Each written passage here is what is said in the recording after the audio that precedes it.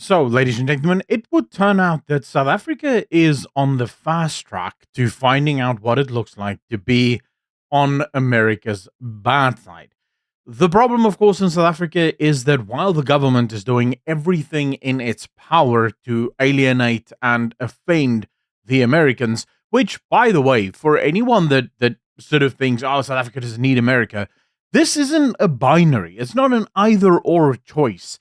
South Africa could absolutely have continued to trade with the rest of the world and also trade with America. I don't understand why some people live in this world where, oh, it was always going to be either America or everyone else. We could have absolutely had our cake and also eat it. But no, we had to take sides. We had to bring stupid lawsuits that we don't benefit from, and all for the sake of Iran. If it was, in fact, the case that the South African government was bringing the lawsuits against Israel because they genuinely believed it, and that was them standing on their principles, that would be a different discussion. But anyone that tells me that that's exactly what happened is absolutely denying the facts on the ground. The ANC was bankrupt. Naledi Pandor then goes to Iran literally the next day. The ANC is no longer bankrupt, and the lawsuit is brought a few, I think, weeks or months later. There's a lawsuit against Israel. How insanely fortuitous that just happens to work out in favor of Iran. So South Africa is quite literally alienating the West, specifically America, on at the behest of Iran. But it is actually getting so much worse. And the reason I bring all of this up is what makes it worse is actually how the media, who is supposed to hold the government to account, is doing none of that. In fact, all of our media, no matter where I look, and I have looked at every single website covering this, not a single one of them will actually hold the government to account for their role that's being played in this entire saga. In fact, all of our media seems to pretend like South Africa is this victim. We're a victim of misinformation. We're a victim of the Americans lying about us. And it's just like, wait, what are you talking about? The Americans just had the State Department here in South Africa investigating farm murders. They found that it's real and that there's a serious problem and that President Trump was correct. That's their own investigations. I guarantee you the CIA has investigations of their own. So fundamentally, the Americans are not just doing this out of nowhere, but our media pretends like this is just Donald Trump that has a problem with South Africa, completely ignoring, of course, the fact that the first time South Africa's relationship with America was brought under scrutiny was in 2023, before Trump was in office. In fact, that was under Joe Biden, when a bill similar to the one that Mr. Johnson is introducing to the House now was also touted by both Republicans and Democrats, all saying we need to look at our relationship with South Africa. The only reason the Democrats are currently against this bill is because it's President Trump's bill, and they will be against everything that President Trump stands for. But okay, so Trump says he probably won't be attending the G20 Summit in South Africa. Let's just go through this. A lot of this will be with him just not coming to the summit, but I also want to point out the insane lies from ENCA here.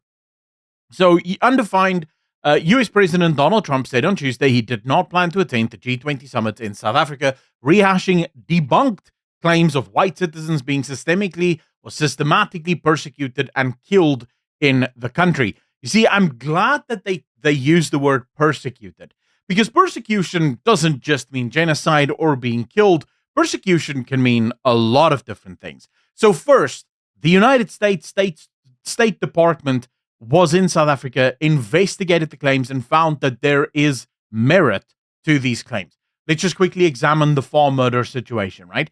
Even if you were to make the claim that, oh, farm murders are going down over time, which I don't think is actually true. I think what's happened is farmers have become a lot more sort of connected, and they've found ways to protect themselves and keep themselves safe. But I don't think the prevalence of violence has gone down in any way, shape, or form. Even if you were to make that case, when you look at the brutality of these farm murders, when you look that most of these farm murders are not robberies, people are not stealing things in these homes. In fact, the violence enacted upon the people being murdered in their homes does not match the value of the properties and the stuff that's ultimately missing from these properties. So there is a serious problem. And also, just want to point this out, the people who are killed on these farms are killed specifically because of their race. It is black thugs that go into white homes and slaughter white people purely for the sake that they are white. That is the definition of killing or racially motivated killings. Just want to point that out to anyone that wants to say, "Oh, but there's murder all over the country." Yes, South Africa is an incredibly violent country. That is absolutely true.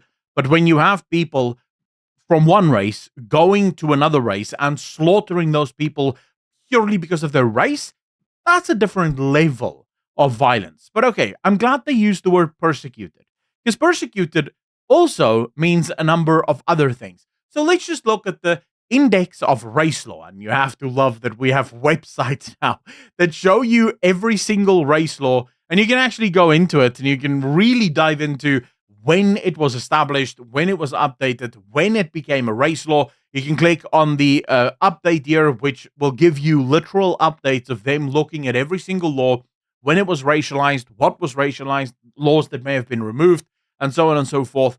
So when you look at the operation here, right? So you look at the total, there's 324 total racial acts of parliament. So these are only laws that's been passed through parliament. This does not include sort of interpretations by different departments, because that would be too broad.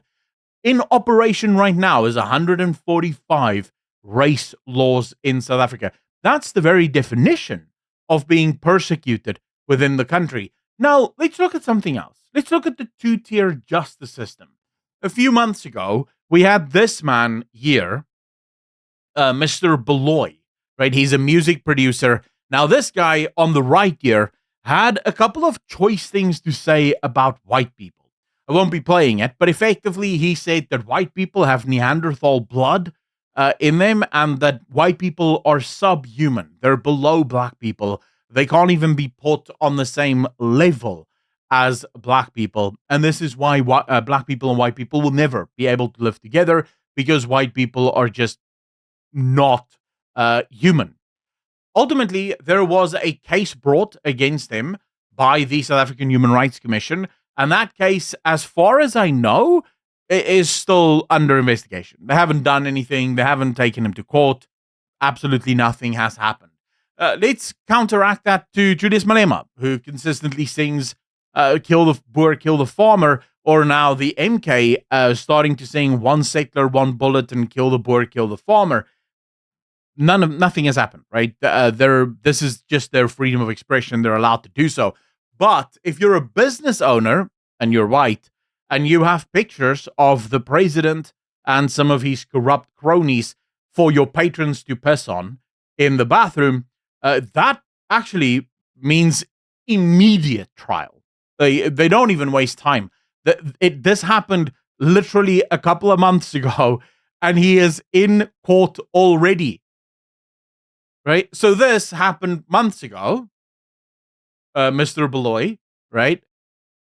Nothing has come of this. He's not been charged. He, I think, was sort of forced to publicly apologize. Mr. Julius Malema has literally nothing has ever happened to him. But if you're white and you manage to, dislike the president of our country, that is a criminal offense.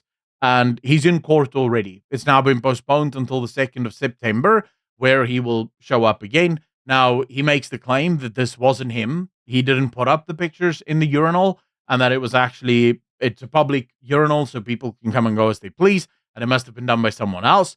That's at least his claim. But even if he did put up the pictures, there is no law in the country that says that you cannot hate the president. The president is useless in every single way out there. So I don't understand, right? So when you say that that it's debunked claims, what have you debunked? I have just in the last 5 minutes shown you how there is a systemic persecution of white people, how white people are killed in this country purely for the color of their skin. So you are liars. Okay, so anyway, so he was asked about this, and he said, no, I think maybe I'll send somebody else. because they've had a lot of problems with South Africa. They have had some very bad policies. A lot of people are being killed. So I think I probably won't. I'd like to, but I don't think I will. Now, Trump has been very much against South Africa. The ENCA also makes claims here about the expropriation law. This is something that is really taking President Trump off. And you can imagine why. If you actually read the act, which I did, because I have to, but if you actually were to read this act, you will understand why so many business people are flummoxed and flabbergasted as to how this actually became law. The problem is the wording, right? So people like to say, oh, the government won't just take property for no compensation. That's not what it says. It doesn't just give the government the right to take whatever they want.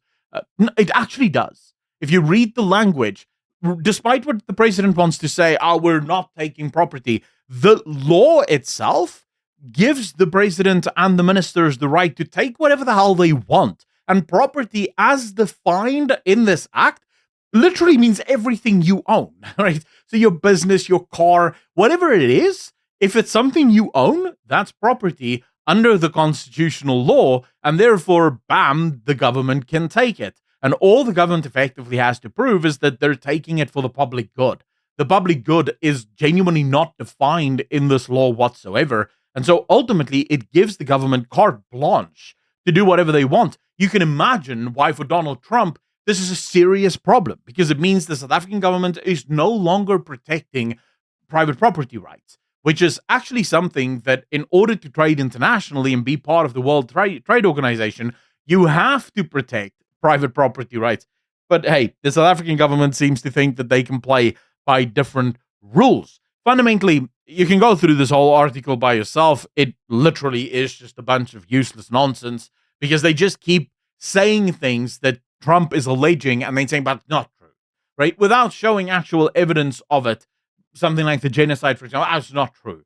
Okay, well, there's a lot of things we need to discuss here. Ultimately, what you need to know is that the one of the big reasons, so the government is absolutely useless, but one of the things I think that really attributes to that is that the government has effectively captured all of the media in this country to the point where no one gives the government the truth anymore.